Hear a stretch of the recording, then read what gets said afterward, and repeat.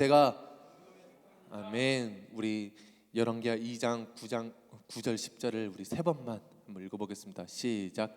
건너매 엘리야가 엘리사에게 이르되 나를 내게서 데려감을 당하기 전에 내가 내게 어떻게 할지를 구하라. 엘리사가 이르되 당신의 성령이 하시는 역사가 갑절이나 내게 있게 하소서 하는지라.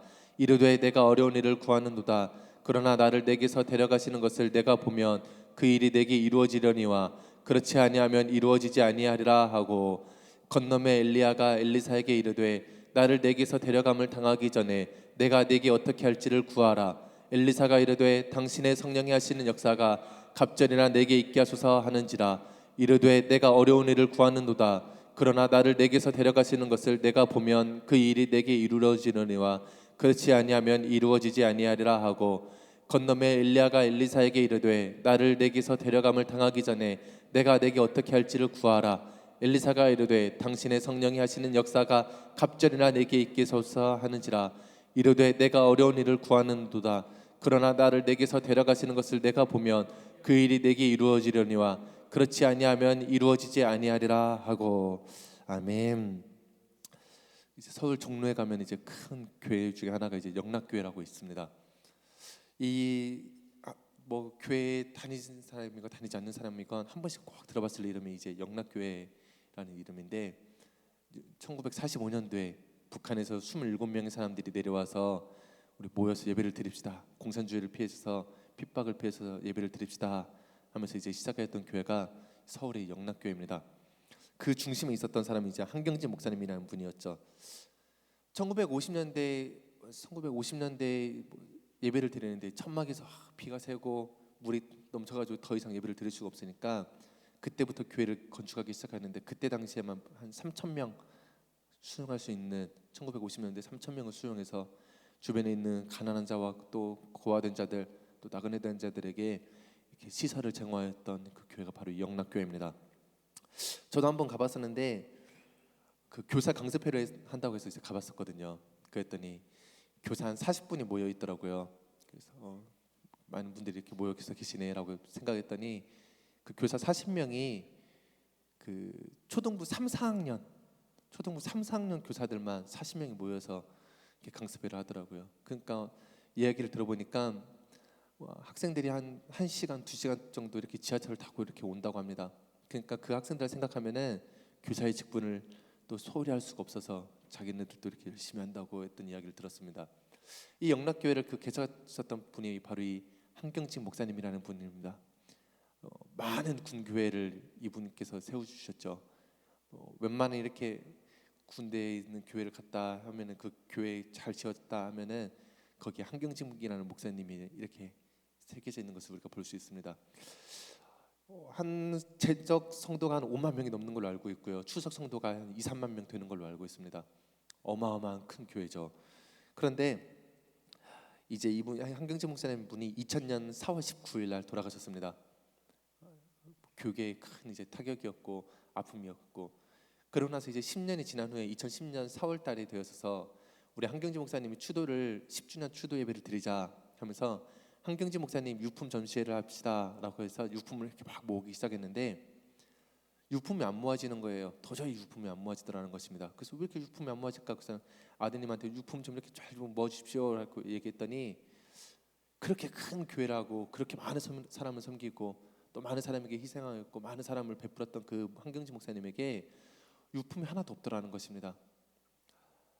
유품이 없어서 유품 전시회를 할 수가 없을 정도로 청빈하였고 소박하였고 죽는 그날까지, 돌아가시는 그날까지 베풀고 희생하는 자를, 그리고 많은 사람들에게 나누어주는 그런 멋있는 인생을 살았구나라는 생각이 들었습니다.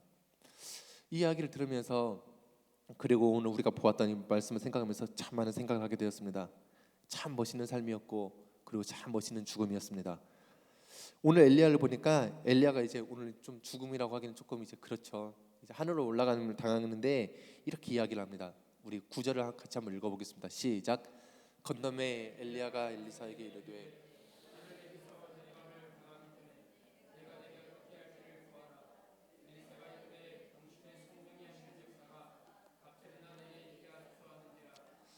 그렇습니다. 오늘 우리가 생각해 보면은 죽은 사람이, 세상 사람들은, 많은 사람들이 죽기 전에 이렇게 유언을 남깁니다. 내가 죽으면 이렇게 이렇게 해줘라. 내가 죽으면 장례는 이렇게 이렇게 해주고, 내가 죽으면 이 땅은 네가 가져가고 하면서 많은 유언들 이야기를 하죠.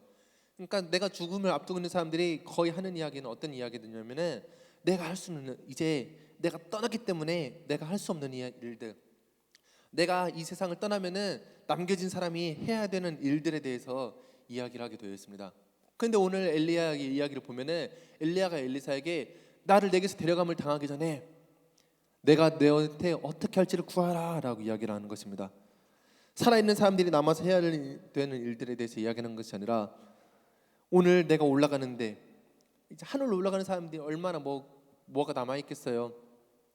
하늘, 이제 죽음을, 어떻게 보면 죽음을 앞두고 있는 사람이 얼마나 힘이 있고 얼마나 능력이 있겠습니까? 그런데 엘리야가 말하기를, 내가 오늘 너에게 줄 테니까, 내가 오늘 내게 나누어 주고 내가 오늘 너에게 베풀어 줄 테니까 네가 무엇을 원하는지를 구하라 라고 이야기를 하는 것입니다. 그렇습니다. 끝까지 자기의 것을 나누어 주었죠. 희생하고 섬기고 베푸는 삶을 살았던 것입니다. 크리스천들은, 하나님의 부르심을 받은 사람들은, 사명자들은 그 맡겨진 사명이 다 하기 전까지는 절대로 죽지 않습니다. 그리고 오히려 우리는 이 땅에 살아가면서 각자에게 맡겨진 사명이 있을 뿐만 아니라 그 사명을 다 하기 전에는 절대로 죽을 수 없다는 것입니다. 죽는 그 순간까지도 우리는 맡겨진 사명들에 대해서 감당할 수 있기를 소망합니다. 그러려면 우리에게 능력이 있어야 하는 것이죠. 우리가 사명을 잘 감당하기 위해서는, 그리고 그 사명을 잘 완수하기 위해서는 하나님께서는 반드시 우리들에게 능력을 주십니다. 우리 야고보서 4장 3절을 같이 한번 읽어보겠습니다. 시작.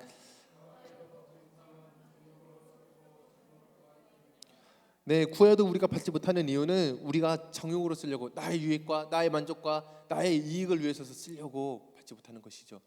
오늘 우리들의 삶 속에서 기도 생활 가운데서 응답이 없다는 것은 우리들의 유익을 위해서 쓰려고 했기 때문입니다. 반대로 이 말은 어떤 말이냐면은, 누구든지, 그 어떤 사람이든지 누구든지 하나님의 나라와 하나님의 영광과 맡겨진 사명을 위해서 구하는 사람들은, 모든 사람들이 다 기도의 응답을 받는다는 것입니다. 오늘 우리가 이 기도의 응답을 받는 풍성한 삶을 살기를 원합니다. 오늘 엘리사가 구하기를,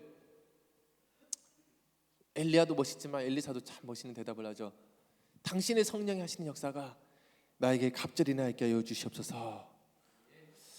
세상 사람들은 죽은 사람 앞에서, 엘리야여, 당신이 가지고 있었던 그 멋있는 땅들, 아니면은 당신이 가지고 있었던 그 풍요로운 재산들, 그걸 나에게 주십시오라고 구할 수도 있었겠죠.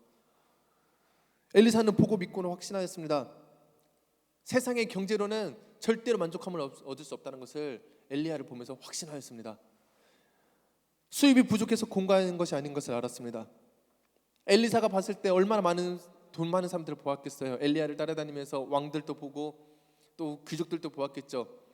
그런데 그들이 돈을 잡고 있으나 마치 아무 돈도 없는 엘리야만 못한 삶을 살고 있는 것을 바라보면서, 돈을 잡고 있으나 공고한 삶을 살고 있는 것을 바라보면서, 그런데 하나님의 성령을 구하면은, 하나님의 성령이 내 안에 충만하게 역사하시면은 우리는 아무것도 없는 자 같으나 이 세상을 다 가진 자인 것을 믿으시길 바랍니다. 성령 안에, 오직 예수 그리스도께서 우리들에게 보여주시는 그 성령 안에 돈으로 절대로 채울 수 없는 만족함이 있기 때문입니다. 그래서 오늘 우리는 성령으로 채워주소서라고 이야기를 하죠. 세상 권세 부럽지 않는 능력이 그 성령 안에 있습니다. 세상 명예가 추악하게 느껴지고 세상 명예가 더럽게 느껴지는 평안과 기쁨이 성령 안에 있기 때문에, 오늘 엘리사가 구하는 것은 내가 명예도 아니요, 내가 돈도 아니요, 내가 땅도 아니요, 하나님께서 당신에게 역사하셨던 그 성령의 역사가 나에게 갑절이 나 있게 하소서라고 구했던 것입니다. 오늘 이 갑절의 역사가 오늘 우리들에게도 충만히 일어나기를 소망합니다. 이 엘리사가 이를 갑절로 구했다는 것은, 첫 번째 말 그대로 엘리야에게 성령이 2배로 임한 것을 간구했던 것이죠.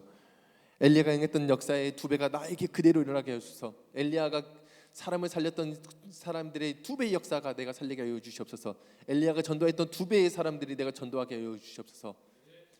오늘 이것을 간구했다는 것입니다. 두 번째는 장자권을 요구했다는 것입니다. 우리 신명기 21장 17절을 같이 한번 읽어볼까요? 시작. 자기의 소유에서 그에게는 두 몫을 줄 것이니 그는 자기의 기력의 시작이라. 장자의 권리가 그에게 있음이니라. 장자는 다른 아들과 다르게 두 배의 몫을 요구할 수 있었습니다. 일본에서 파는 이 양갱인데요. 양갱도 있고 이제 과자도 있고 하는데 뭐 먹어보진 않았어도 그래도 이렇게 일본 갔다 오신 분들은 공항에서 한 번씩 봤을 법한 이제 가게가 이제 토라야라는 가게죠. 토라야. 이 가게가 무려 1592년도에 설립되었습니다. 어마어마하죠. 뭐 이거 양갱 이 과자 하나가 얼추 이제 21,000원이거든요. 그러니까 조그마한 과자 하나가 이제 3,000원씩 하는 거죠. 비싸죠. 아주 일본에서 알아주는 이제 양갱 가게고 과자 가게입니다. 근데 이 가게가 첫 번째 사장 말고 이제 2대 사장이 1635년도에 이제 이 가게를 이제 인수받아서 운영을 해오기 시작했는데 1635년도부터 지금까지 2대 사장이 구로가와 요시미기, 그리고 이제 3대가 광성, 4대가 광청, 5대 광부, 뭐 8대 광치, 9대 광리, 뭐 12대 광정, 17대 지금 이제 하고 있는 사람이 광박이네요. 이 광박에 이르기까지 500년 동안 한 가문에서 이 사업을 계속해서 유지해왔다는 것입니다. 어마어마하죠.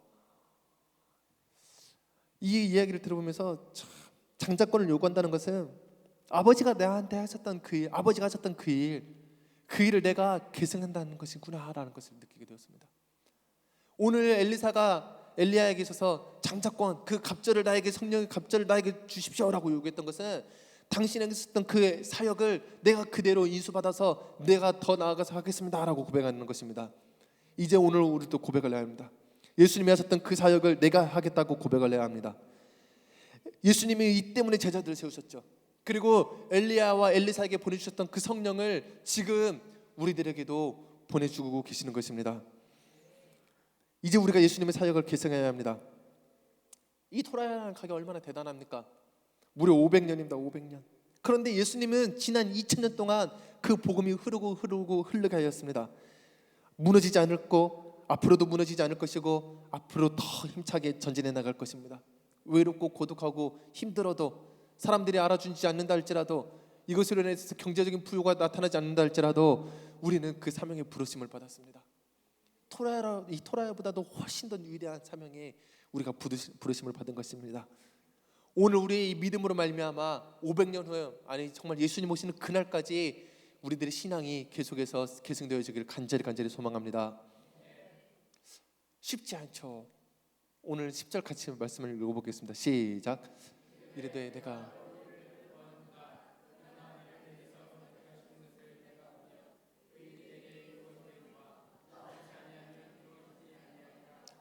이르되 내가 어려운 일을 구하는도다. 여기서 이 어려운 일을 구하는도다라는 것은 이것은 나의 엘리야의 능력밖의 일이다라고 이야기하는 것이 아닙니다.